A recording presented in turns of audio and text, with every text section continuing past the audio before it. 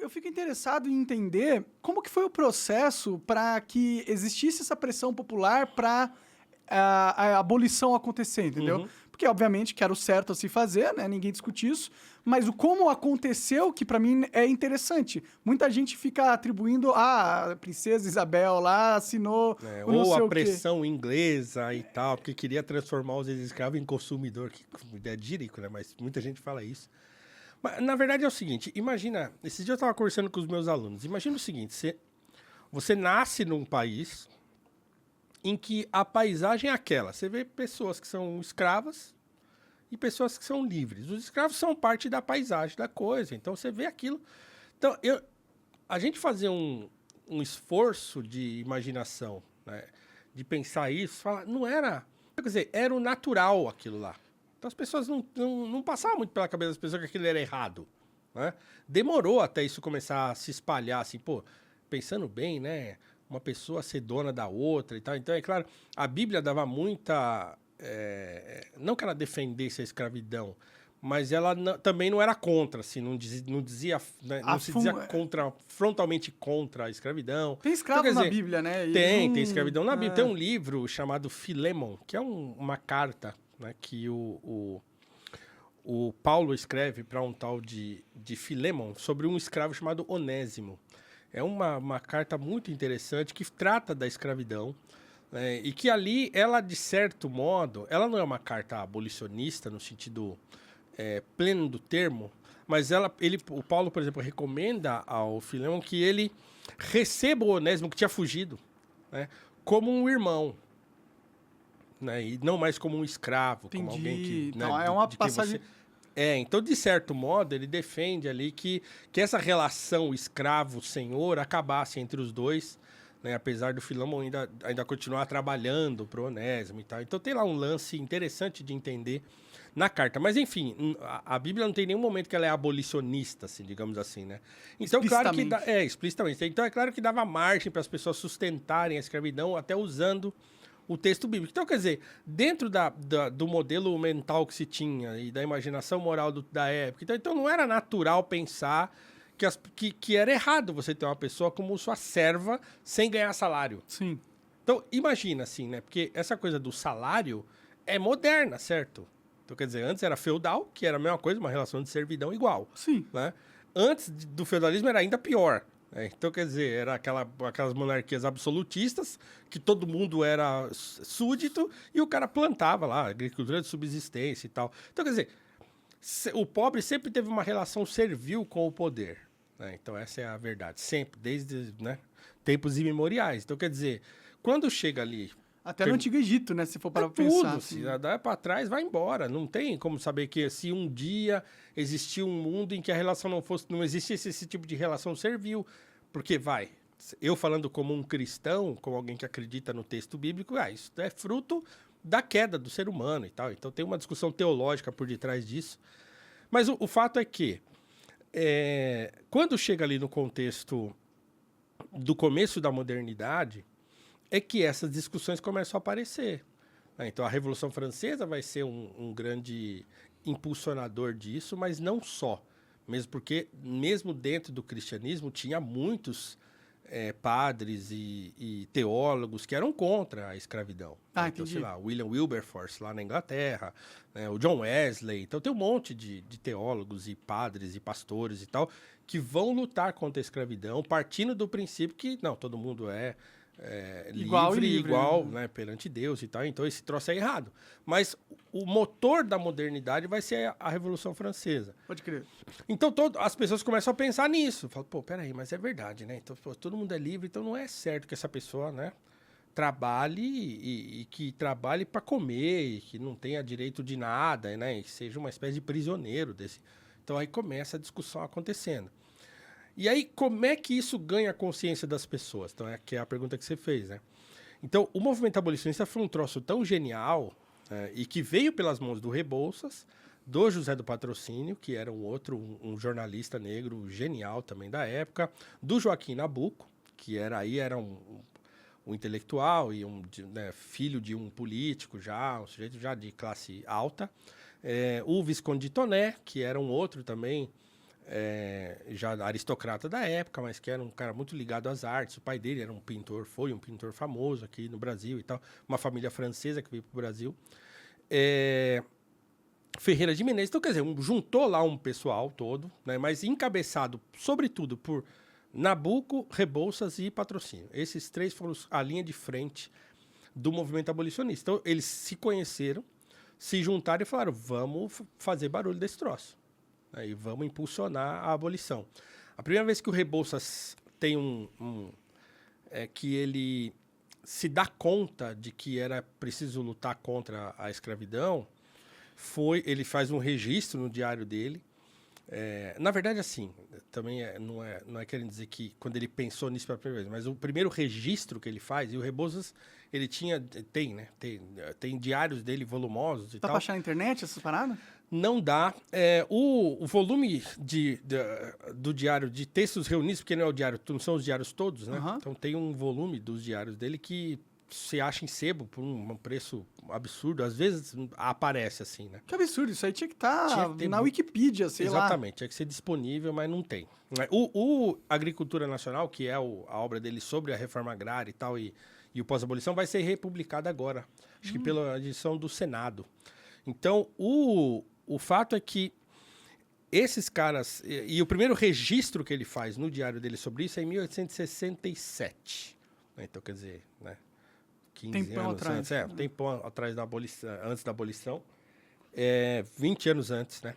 Então, que ele fala, olha, li os evangelhos de Lucas e Mateus e orei a Deus, né? E rezei pedindo para Deus me ajudar em como resolver o problema do elemento servil no Brasil. Então, ele faz esse registro no diário dele. Nossa, E 20 anos antes, 20 anos antes. de ele conseguir, né? Entre aspas. Aí ele tem uma experiência muito ruim de racismo nos Estados Unidos. Ele vai para lá e lá ele não pode entrar nos lugares, não pode tomar Lá banho, a não pode dormir no segregação hotel. era fodida, né? Aí ele fala, caramba, ele registra isso no diário, que ele não pôde entrar nos lugares, não pôde tomar banho, passou 2 dias sem comer, sabe, essa loucura. Caralho. Aí ele volta pro Brasil e fala, chega, agora vamos resolver isso aqui. Então, Às ele vezes se a junta... raiva ajuda o homem a mudar as coisas, né? Exatamente. Ele se junta com o Nabuco e com o Patrocínio e eles começam o movimento. E aí, qual que era... Olha que coisa genial.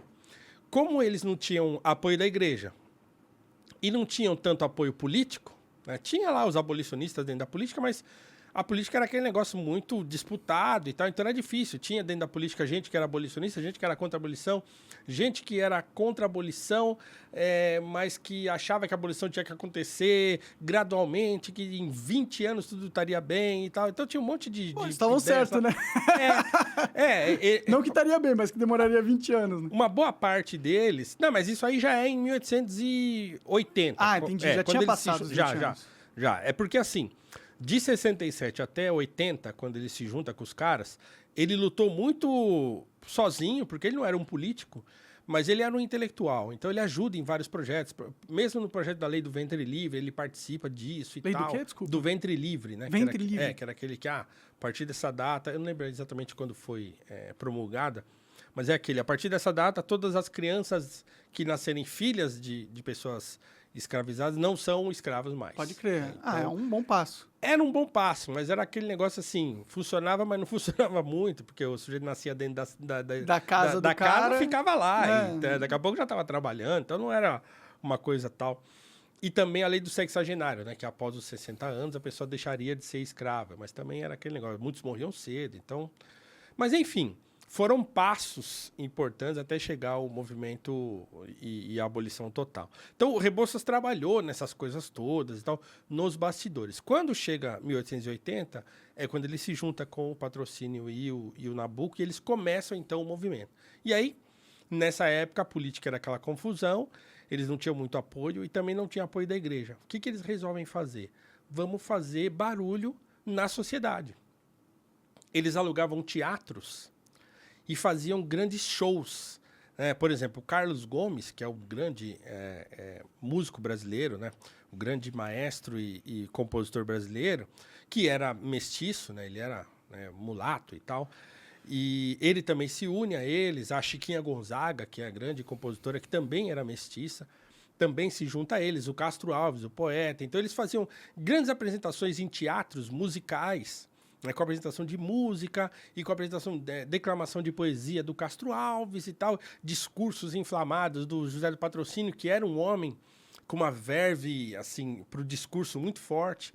O Rebouças, ele era um homem tímido, então ele era um cara de bastidor. Era mais de escrever. Ele era mais de escrever e de projetar a parada toda. Pode crer. Né? Então, eles fazem isso. Então, eles começam a fazer essas chamadas conferências-concerto e isso ganha a opinião pública.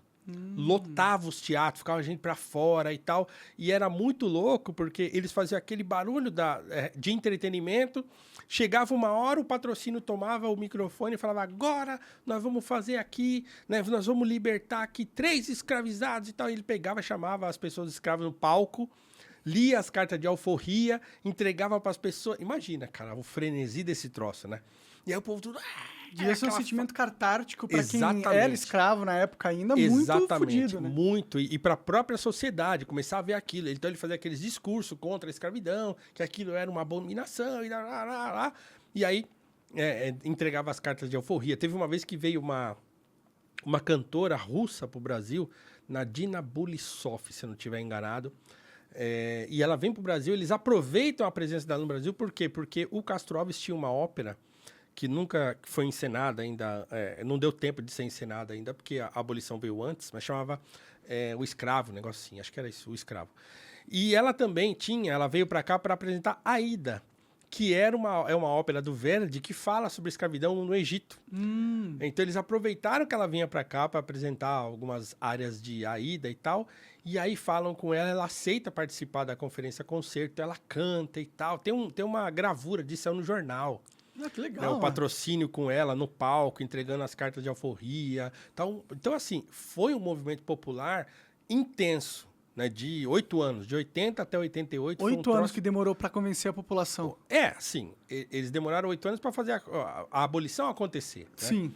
Mas essas conferências de concerto começaram a pegar, começou a encher, começau a lotar, eles começaram a fazer. E é engraçado, porque não tinha apoio, eles faziam sozinhos. Chegavam cedo no teatro, varriam tudo, eles mesmos varriam tudo, arrumavam tudo e tal, e pau, né? E aí chegou uma hora que a coisa estava assim, né? Todo mundo, a sociedade já estava convencida que a escravidão era um troço errado, né? Que não dá mais para continuar. Aí começam a acontecer fugas das fazendas, né? Começam a fugir em massa, né? Escravos de fazendas. Muitos senhores começam também a entender o espírito abolicionista e começam também a libertar os seus escravos. Então um negócio começa a se espalhar. Que interessante isso, né? É interessante. É interessante para ver que não foi porra de nenhuma lei que causou realmente... A lei sacramentou uma coisa. Então, Sim. você imagina o seguinte, que surge quilombos, né? Quilombos abolicionistas. Então, tem o quilombo do Leblon, que é hoje onde fica lá o bairro do Leblon, de burguês lá. Era um quilombo. Olha. Era um quilombo de um homem que tinha uma fábrica de bolsas, se eu não me engano. Eu não lembro o nome dele agora, mas ele era o cara que sustentava esse quilombo, né, e que, né, na verdade, o que criou esse quilombo lá no Leblon. E Ele é um cara negro, imagino. não era negro. E a própria princesa, a Dona Isabel, ela ajudou a sustentar esse quilombo. Tanto é que era um quilombo que ficava num lugar que tinha uma plantação de camélias.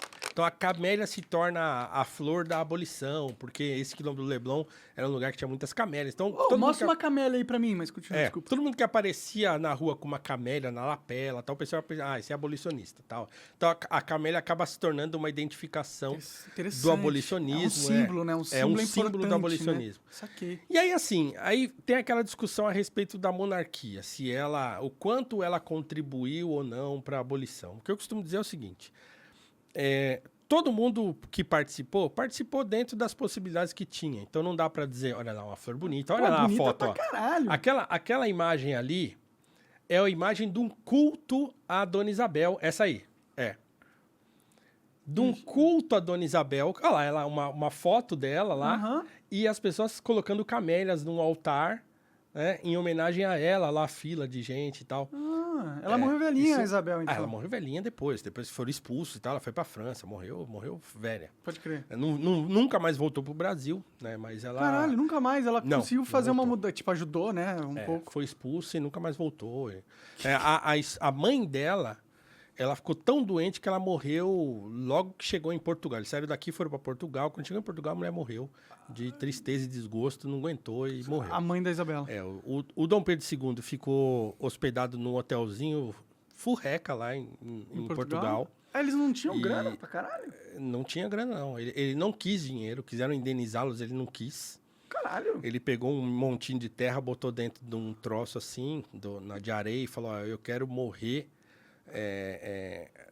com a cabeça deitada na terra do Brasil. E aí, quando ele morreu, colocaram essa coisinha na cabeça dele e tal. Era um homem que amava o país de fato. Que bonita essa história. Era um homem assim que amava o país muito. E esse papo que ele era escravocrata e tal, é uma loucura completa. Assim, a conjuntura política era muito difícil. Tem-se hoje registros históricos, não estou inventando aqui, nem falando de minha impressão. Então, os registros mais confiáveis que a gente tem falam de um Dom Pedro II que desde criança ele era contra a escravidão. Que ele assume o trono cedo, com 15 anos. Então, imagina assim, que ele assume em 50, se eu não estou enganado.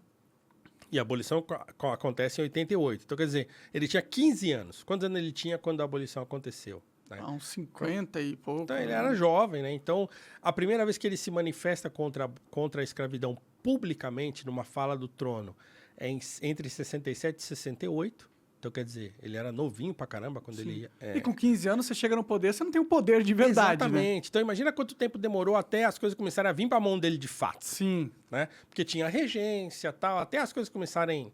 Né? Ele fala, não, agora é comigo mesmo e eu sei o que eu tô fazendo e tal, né?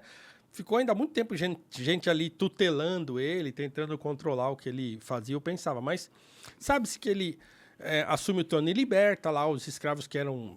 os escravos pessoais dele, ele alforria todos. Legal. E aí tinha uns escravos chamados escravos da coroa, que era uma situação mais difícil, porque eram escravos que, para você poder alforriar, você tinha que submeter a um projeto de lei, aquela coisa assim, como se fosse constitucional, tinha que fazer uma emenda à Constituição, uma burocracia desgraçada.